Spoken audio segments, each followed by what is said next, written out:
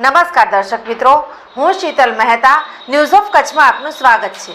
આજે તારીખ 6 ફેબ્રુઆરી 2024। જોઈએ આજના સમાચાર। Power by KC jewellers, latest fashion ડિઝાઇનના ઓર્નામેન્ટ્સનો વિશ્વાસપાત્ર શોરૂમ, હોસ્પિટલ રોડ, ભુજ।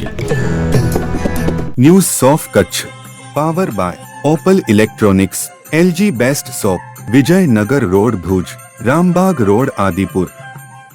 કચ્છના ગલ્ફ વિસ્તારમાં અને કચ્છના ક્રીક વિસ્તારમાં ડોલ્ફિન માછલીની 27 ટીમના 100 ગણતરીકારો ડોલ્ફિનની ગણતરી કરશે। ભારતીય દરિયાઈ વિસ્તારમાં 271 ડોલ્ફિન પૈકી 235 જેટલી કચ્છના અખાતમાં છે।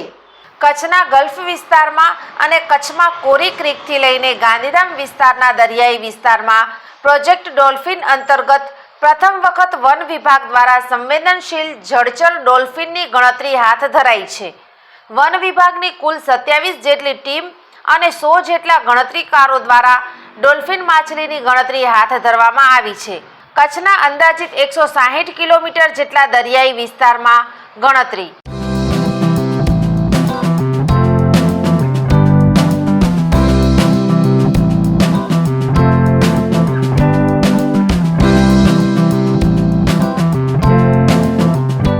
ડોલ્ફિન માછલી જે વાઇલ્ડ લાઇફ પ્રોટેક્શન એક્ટ 1972 હેઠળના શિડ્યુલ 1માં આવે છે, તેની વસ્તી ગણતરી પહેલીવાર મરીન નેશનલ પાર્કના નોડલ સ્થાને યોજાઈ રહી છે। દરિયાઈ જીવસૃષ્ટિનું જળચર એવી ડોલ્ફિનના વસ્તી ગણતરી અભિયાન કચ્છના મુખ્ય વન સંરક્ષક સંદીપ કુમારના માર્ગદર્શન હેઠળ કચ્છના અખાતમાં અને કોસ્ટલ એરિયામાં હાથ ધરવામાં આવી છે। કચ્છના અંદાજિત 160 કિલોમીટર જેટલા દરિયાઈ વિસ્તારમાં ડોલ્ફિનની કેટલી વસ્તી છે તેની ગણતરી માટેનું અભિયાન વનતંત્ર દ્વારા અલગ અલગ 27 ટીમો બનાવીને કરવામાં આવી રહ્યું છે, જે 3 દિવસ માટે ચાલશે। કચ્છમાં મુખ્યત્વે હમ્પબેક ડોલ્ફિન,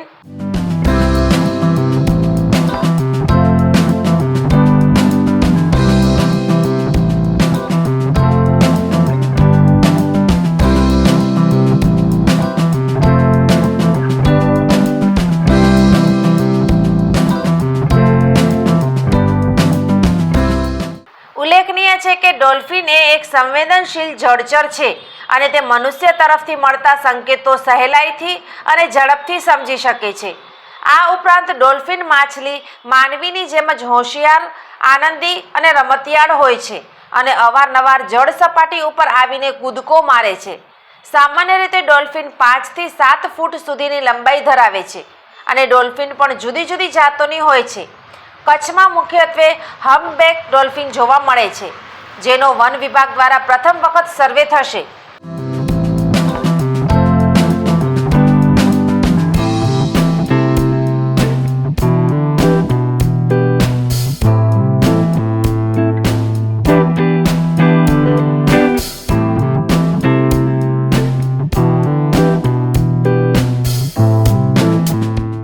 કચ્છ અને અખાતના દરિયામાં પ્રથમવાર વન વિભાગ દ્વારા ડોલ્ફિન માછલીની ગણતરી હાથ ધરવામાં આવી છે। આ અગાઉ દહેરાદૂન સ્થિત વાઇલ્ડલાઇફ ઇન્સ્ટિટ્યૂટ ઓફ ઇન્ડિયા દ્વારા એક સર્વે હાથ ધરવામાં આવ્યો હતો, જેમાં ભારતીય દરિયાઈ વિસ્તારમાં કુલ 371 જેટલી ડોલ્ફિનમાંથી 235 જેટલી ડોલ્ફિન ઓખા અને કચ્છના અખાતમાં છે, એટલે કે 63% જેટલી મોટી સંખ્યામાં ડોલ્ફિન આ વિસ્તારમાં જોવા મળે છે। હાલમાં ચાલી રહેલી 3 દિવસીય ગણતરીના અંદાજ બાદ હાલમાં કેટલી સંખ્યા છે તેનો સાચો અંદાજ ગણતરી બાદ મળી શકશે। 3 દિવસમાં 27 ટીમો અને 100 જેટલા ગણતરીકારો કામ કરશે।